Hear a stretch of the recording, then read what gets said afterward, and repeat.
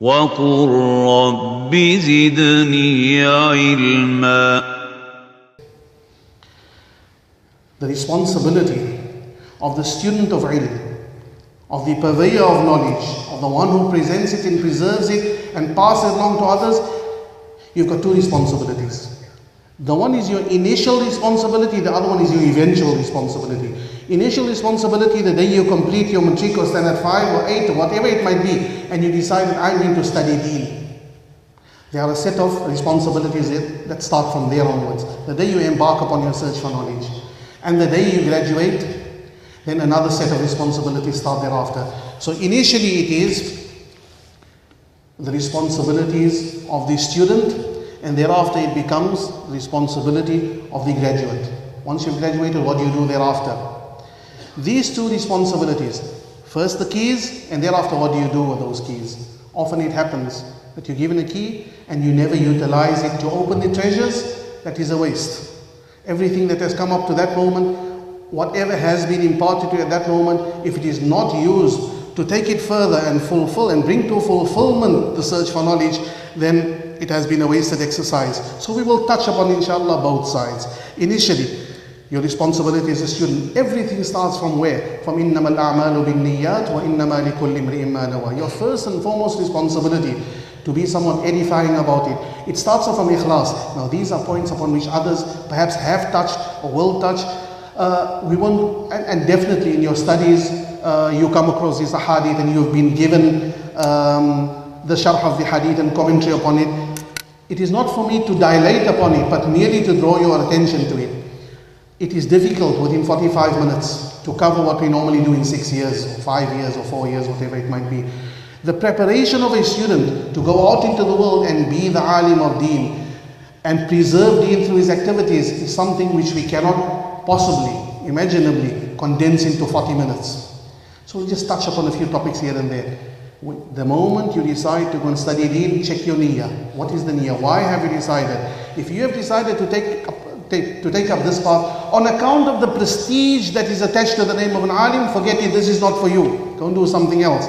If you've decided to take up this path in order to preserve Allah's deen, وَلِتَكُونَ كَلِمَةُ اللَّهِ هِيَ الْعُلْيَا, Bismillah, by all means go ahead. Check the niyyah first of all.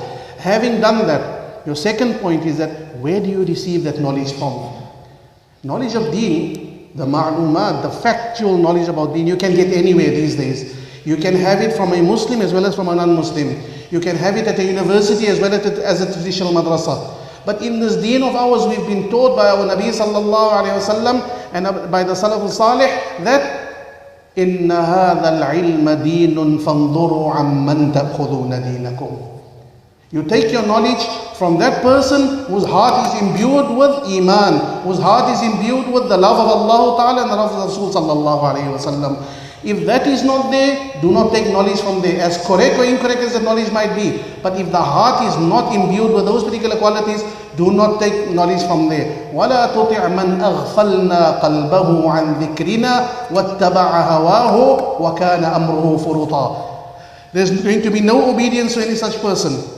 So therefore, the source of knowledge, or your source of knowledge is going to be one of two.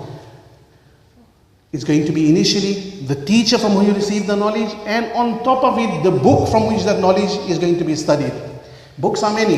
It is the responsibility of the teacher to see that in the ikhtiyar, in the choosing of the book, in the choosing of the subject matter that is going to be taught, he chooses for the student that which is going to be of maximum benefit for him. We shouldn't simply perpetuate systems because this is the way that it had been done. It has to be done in the way that is most beneficial for the student in terms of the need as it exists out there. Thereafter, you have the ikhlas in place and you have chosen a good person, a good institute to receive your knowledge from. Then you embark upon knowledge. You embark upon your search, you engage in knowledge, and there's something important here. The first point was ikhlas. The second point was husnul ikhtiyar. Choose a very good location where you're going to receive your knowledge from. The third point is then ijtihad. I'm not speaking about the ijtihad where you become a mujtahid and a muqallid. I'm speaking about the ijtihad where you burn the midnight oil. فَمَنْ طَلَبَ الْعُلَى سَهِرَ اللَّيَالِي. Effort needs to be made. This ilm, Imam Suyuti says, إِنَّ هَذَا الْعِلْمَ لَا يُدْرَكُ بِالتَّمَنِّي وَلَا يُنَالُ بِسُيُوفِ يَا لَيْتَ وَلَوْ أَنِّي. This knowledge you cannot get simply by wishing. This knowledge you cannot get by saying, if only I was an alim. There is a way of becoming it, and for that you have to work hard. You have to work hard, you have to burn the midnight oil, spend so many more hours poring over those books than what the class presents. Class might be 4 hours, 5 hours a day. There's going to have to be something else that you do on your own. Every great alim of the past who has reached the heights, it has been on account of the fact that he has taken of his own personal time, made effort, and on account of that, Allah Ta'ala has raised him.